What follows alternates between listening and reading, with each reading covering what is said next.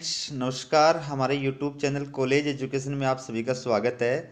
आज मैं BA second year political science का फर्स्ट पेपर लेके आया हूँ, ब्रिटेन का संविधान, जिसमें सबसे पहले ब्रिटेन के संविधान के क्वेश्चन लेके आया हूँ। तो अलग अलग यूनिवर्सिटी के अंदर हो सकता है ये दूसरी क्लास के लिए चलता हो, जैसे मान लो जोधपुर यूनिवर्सिटी के अंदर ये बीए फर्स्ट ईयर के लिए चलता है, लेकिन अपने शेखावाटी यूनिवर्सिटी और राजस्थान यूनिवर्सिटी में बीए सेकेंड ईयर के लिए चलता है। तो वो कोई बात नहीं है, क्वेश्चन सभी के लिए इंपॉर्टेंट है, चाहे वो किसी भी क्लास के अंदर चले। देखिए पहला क्वेश्चन, ब्रिटेन का पूरा नाम बताइए।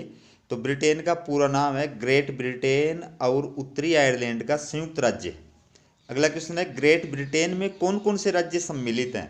तो ग्रेट ब्रिटेन में इंग्लैंड, स्कॉटलैंड, वेल्स तथा उत्तरी आयरलैंड के राज्य सम्मिलित हैं। अगला क्वेश्चन है, पियरेज एक्ट 2000। तो इस अधिनियम द्वारा ब्रिटिश पार्लियामेंट के द्वितीय सदन यानी लॉर्ड सभा की रचना में सुधार करते हुए भविष्य के लिए वंशानुगत पियरों की व्यवस्था को समाप्त कर दिया गया है। अगला क्वेश्चन है, ब्रिटेन के प्रथम और वर्तमान प्रधानमंत्री का नाम बताइए। तो ब्रिटेन के प्रथम प्रधानमंत्री थे रॉबर्ट वॉलपोल और ब्रिटेन के वर्तमान प्रधानमंत्री है भारतीय मूल के ऋषि सुनक। अगला क्वेश्चन है, मैग्ना कार्टा से क्या अभिप्राय है। उत्तर है, ब्रिटेन में नॉर्मल काल में सम्राट को शासन में सहायता देने के लिए मैग्नम कौंसिलियम नामक एक समिति होती थी, जिसमें बैरन, सामंत, बिशप और राज्य के उच्चाधिकारी होते थे। सम्राट जॉन के निरंकुश शासन से परेशान होकर समिति के सामंतों और बिशपों ने सम्राट के सामने अपनी कुछ मांगे रखी, जिन्हें अस्वीकृत करने का अर्थ था राज्य में गृह युद्ध की स्थिति उत्पन्न होना। अतः सम्राट को 1215 में उनके अधिकार पत्र पर हस्ताक्षर करने पड़े, जिसे महान अधिकार पत्र यानी मैग्ना कार्टा कहा जाता है। तो इस अधिकार पत्र से ब्रिटेन में निरंकुश राजतंत्र का अंत और मर्यादित राजतंत्र की स्थापना हुई थी। तो एग्जाम में अलग अलग यूनिवर्सिटी के अंदर शब्द सीमा जो होती है वो अलग अलग होती है, ठीक है। तो आप अपने हिसाब से इसको छोटा और बड़ा कर सकते हैं, मैंने समझाने के लिए इतना विस्तार से इसको लिखा है। अगला क्वेश्चन देखिए, गौरवपूर्ण क्रांति। तो स्टुअर्ट काल में 1685 में जेम्स द्वितीय ब्रिटेन का सम्राट बना, जिसने पार्लियामेंट की अनुमति के बिना कानून बनाने या रद्द करने का कार्य किया, जिससे पार्लियामेंट के नेता अप्रसन्न हो गए और उन्होंने ऑरेंज के राजकुमार विलियम तृतीय को इंग्लैंड पर आक्रमण करने के लिए आमंत्रित किया। दोस्तों कुछ लिखने में मिसप्रिंट हो जाता है। इससे जेम्स द्वितीय डरकर इंग्लैंड छोड़कर भाग गया और बिना किसी रक्तपात के विलियम तृतीय और उनकी पत्नी मैरी को 1688 में ब्रिटेन का सम्राट बनाकर 1689 के अधिकार पत्र पर हस्ताक्षर करवाए गए। इसे ही इंग्लैंड की गौरवपूर्ण क्रांति के नाम से जाना जाता है। इस क्रांति से सम्राट की निरंकुशता पर रोक लगी और संसदीय प्रभुसत्ता की स्थिति का प्रारंभ हुआ। यानी जो सम्राट था उसकी निरंकुशता कि अब संसद यानी पार्लियामेंट से ही अनुमोदित करा करके वो कोई भी डिसीजन ले सकता था, कोई भी कानून बना सकता था या उसमें रद्द कर सकता था। तो सम्राट की जो ये सत्ता थी अब वो किस में निहित होगी, संसद के अंदर निहित होगी, इसलिए इसको संसदीय प्रभुसत्ता की स्थिति का प्रारंभ माना जाता है। अगला क्वेश्चन है, ब्रिटिश संविधान के किन्हीं 4 लिखित प्रलेखों के नाम बताइए। तो 1215 का मैग्ना कार्टा, 1628 का अधिकार याचना पत्र, लिखने में स्प्रिंट हो गया, अधिकार याचना पत्र है, 1689 का अधिकार पत्र और चौथा है संवैधानिक सुधार अधिनियम 2005। अगला क्वेश्चन देखिए, ब्रिटिश संविधान के कोई 4 स्रोत बताइए। तो पहला है अधिकार पत्र तथा युग प्रवर्तक घटनाएं, दूसरा है संसद द्वारा पारित किए गए अधिनियम, तीसरा है न्यायिक निर्णय और चौथा है ब्रिटिश संविधान पर लिखी गई टीकाएं। अगला क्वेश्चन है, ब्रिटिश संविधान पर लिखी गई कोई 2 टीकाओं के नाम लिखिए। तो पहला है डायसी द्वारा लिखित लॉ ऑफ द कॉन्स्टिट्यूशन, दूसरा बेज होट द्वारा लिखित इंग्लिश कॉन्स्टिट्यूशन।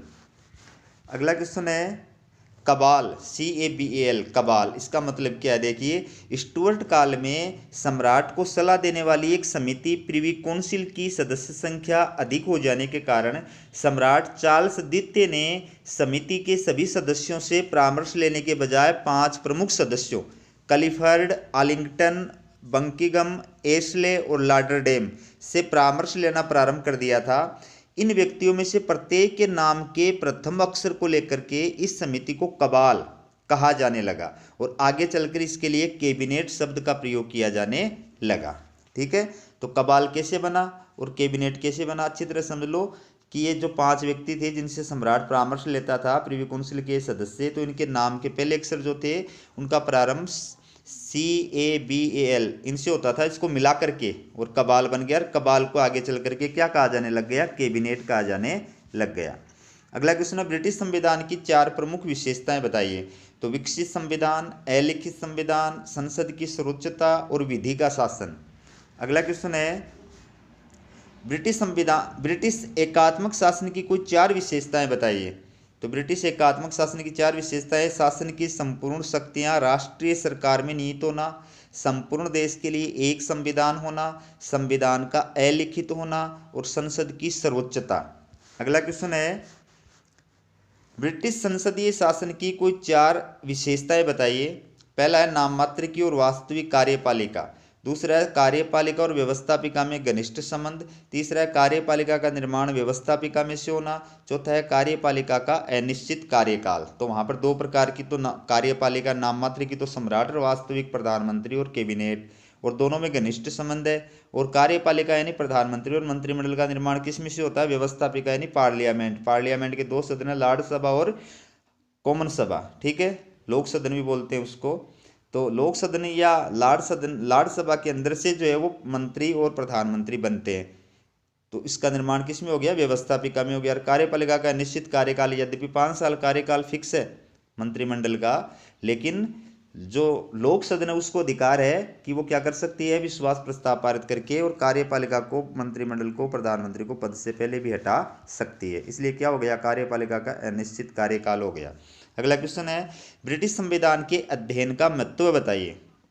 तो पहला है विश्व का सबसे प्राचीनतम संविधान, फिर है एकमात्र अलिखित संविधान, फिर है लोकतांत्रिक पद्धति का श्रेष्ठ उदाहरण, फिर है निरंतर विकास में संविधान, फिर है स्वतंत्रता का प्रतीक, फिर है विश्व के विभिन्न देशों के संविधान के अध्ययन की कुंजी। मतलब क्या हुआ इसका, कि दुनिया के अनेक सारे देशों के संविधानों पर ब्रिटिश संविधान का प्रभाव है। इसलिए जब तक आप ब्रिटेन के संविधान का अध्ययन नहीं करेंगे तब तक आप बाकी देशों के संविधानों को भी अच्छी प्रकार से नहीं समझ सकते। ठीक है, तो इसी बात को इंगित करते हुए मुनरो ने क्या कहा, देखिए, ब्रिटिश संविधान संविधानों का जनक है और ब्रिटिश संसद संसदों की जननी है। अगला क्वेश्चन है, ब्रिटिश संविधान का अस्तित्व है कथन की व्याख्या कीजिए। तो टॉमस पेन और डी टोकविले जैसे विद्वानों का मानना है कि ब्रिटिश संविधान का कोई अस्तित्व नहीं है, लेकिन ओग तथा जिंक, गार्नर और जेनिंग्स जैसे विद्वानों का मानना है कि ब्रिटिश संविधान का अस्तित्व है। इसके पक्ष में निम्न तर्क दिए जा सकते हैं। पहला है, लिखित और अलिखित संविधान का भेद वैज्ञानिक नहीं है। कोई भी संविधान न तो पूर्णतया लिखित होता है, न ही पूर्णतया अलिखित होता है। दूसरा, ब्रिटेन के लिखित संविधान में भी महत्वपूर्ण लिखित अंश विद्यमान है। यहाँ पर इसको दोबारा पढ़ रहा हूं मैं, ब्रिटेन के अलिखित आएगा, ब्रिटेन के अलिखित संविधान में भी महत्वपूर्ण लिखित अंश विद्यमान है। और तीसरा, ब्रिटिश संविधान में भी आधारभूत नियम विद्यमान है। कई बार मिसप्रिंट हो जाता है, मानवीय भूल है। अगला है, ब्रिटिश संविधान में संयोग से उत्पन्न तत्वों के नाम लिखिए। तो ब्रिटिश संविधान में बहुत सारी संस्थाओं का निर्माण संयोगवश हुआ है, जैसे कैबिनेट का निर्माण, प्रधानमंत्री का पद, पार्लियामेंट का निर्माण, पार्लियामेंट का द्विसदनात्मक होना, लोक सदन के स्पीकर का पद, राजनीतिक दलों का निर्माण। तो भारत में तो ये सभी जो है इनका निर्माण संविधान के अंदर किया गया है, इनका उल्लेख संविधान में किया गया है, ये संवैधानिक संस्थाएं हैं। लेकिन ब्रिटेन के अंदर इनका निर्माण किसी कानून या संविधान के अंदर नहीं किया गया है, बल्कि वहाँ पर इनका निर्माण संयोगवश हुआ है, मतलब अकस्मात हुआ, अपने आप हुआ है। ठीक है, तो इसलिए ब्रिटिश संविधान को संयोग से उत्पन्न संस्था भी कहा जाता है, संयोग का शिशु भी कहा जाता है। अगला क्वेश्चन है, ब्रिटिश संविधान विवेक का शिशु स्पष्ट कीजिए। तो ब्रिटिश संविधान में बहुत सारी संस्थाओं और व्यवस्थाओं का निर्माण सोच समझकर और संसदीय कानूनों द्वारा किया गया है, जिसके आधार पर कहा जा सकता है कि ब्रिटिश संविधान विवेक का शिशु है। जैसे निरंकुश राजतंत्र से संवैधानिक राजतंत्र और व्यवहार में लोकतंत्र की स्थापना, वयस्क मताधिकार, गुप्त मतदान प्रणाली, लॉर्ड सभा पर लोक सदन की श्रेष्ठता, एकल सदस्यीय निर्वाचन क्षेत्र और सर्वोच्च न्यायालय की स्थापना। तो ये ब्रिटिश संविधान की ये जो संस्थाएं हैं, व्यवस्थाएं हैं, इनका निर्माण क्या किया गया है, बाकायदा सोच समझकर कानून बना करके किया गया है। इसी आधार पर हम कह सकते हैं कि ब्रिटिश संविधान क्या है, विवेक का शिशु है।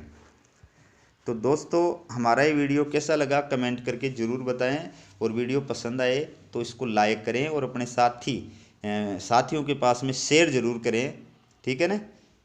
चैनल को सब्सक्राइब करना नहीं भूलें। हमारा वीडियो देखने के लिए बहुत बहुत धन्यवाद।